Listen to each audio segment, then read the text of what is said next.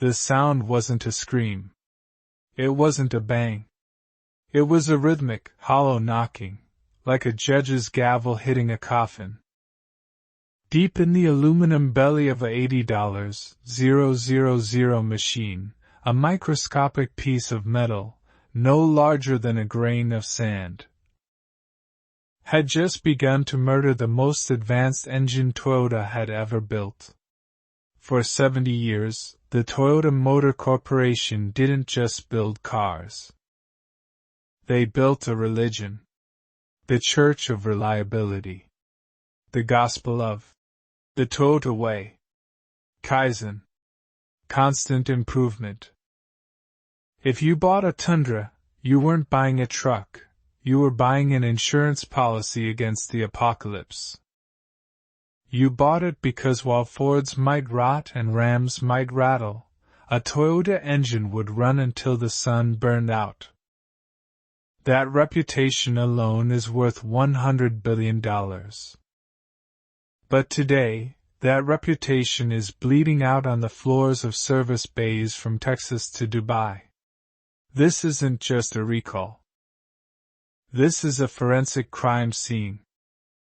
We are looking at the catastrophic failure of the V35 AFTS, the twin-turbo V6 heir to the throne, and a corporate disaster so massive it has forced the recall of over 100,000 vehicles, costing the company an estimated $2 to $3 billion in pure losses.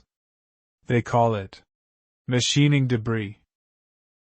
I call it the billion-dollar shaving. Let's strip away the PR gloss and look at the metal. The victim is the 3.4-liter twin-turbo V6. A marvel of modern engineering. Laser-clad valve seats. Electric wastegate actuators. It was supposed to be the more efficient, more powerful replacement for the legendary, unkillable 5.7-liter V8. But inside the Toyota Motor Manufacturing Alabama plant in Huntsville, something went wrong in the cleaning process. This is where the forensic trail begins. When you machine an engine block, you are drilling, milling, and honing solid aluminum. This process creates swarf, metal shavings. In a perfect world, high-pressure industrial washing systems blast every micron of this debris out of the oil galleries and coolant passages before assembly. But between 2021 and late 2023, that process failed. Microscopic jagged shards of aluminum were left hiding in the dark corners of the crankcase. Here is the kill mechanism. You buy the truck. You drive it. The oil pumps through the system, picking up these hidden shards. They travel downstream until they hit the crankshaft main bearings.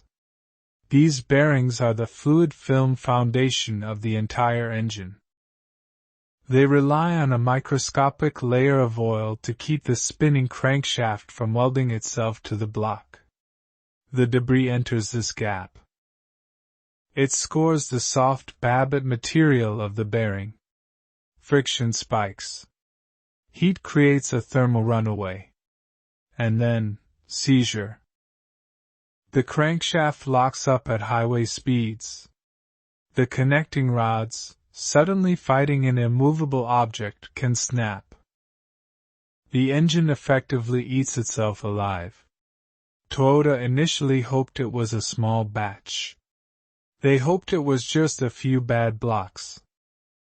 But the NHTSA filings, specifically recall 24V381 and its expansion 25V767, reveal the terrifying scope.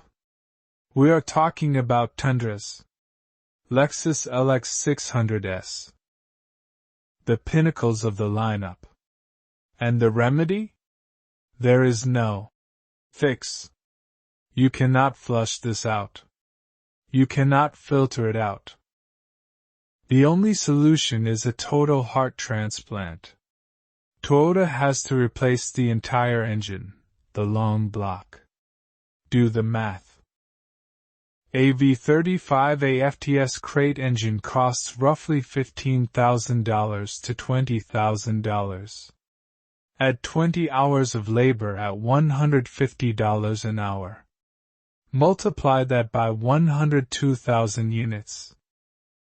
You are staring at a bill that eclipses the GDP of small nations.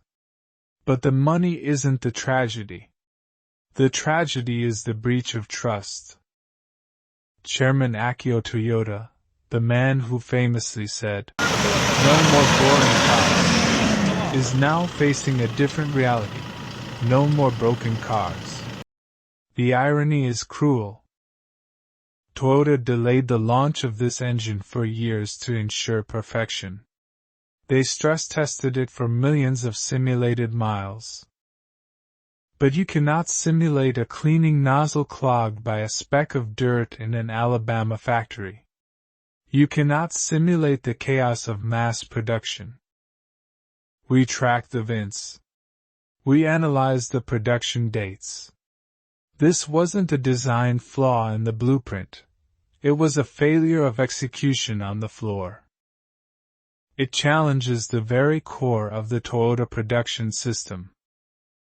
If Judoka, automation with a human touch, failed to catch metal shavings in the flagship engine, what else is slipping through? Dealers are overwhelmed. Service lots are overflowing with dead trucks. Owners are driving loaner Camrys while their $80,000 off-road warriors sit waiting for hearts that haven't been built yet. The logistical nightmare of manufacturing 100,000 extra engines while trying to build new trucks is a supply chain strangulation that will take years to untangle. This is the price of complexity. As we push for higher tolerances, higher boost pressures, and tighter clearances, the margin for error disappears. The 5.7 V8 was a sledgehammer, crude, heavy, indestructible. The V35A is a scalpel. And you cannot treat a scalpel like a sledgehammer. So, is this the end of the empire? No. Toyota has the cash reserves to weather the storm. They will pay the billions. They will replace the engines. But the scar tissue will remain. For a generation of truck buyers, the question will no longer be, is it a Toyota? It will be, has the engine been swapped? The knocking has stopped. The silence left behind is the sound of a reputation being rebuilt, one bolt, one bearing, and $1 billion at a time.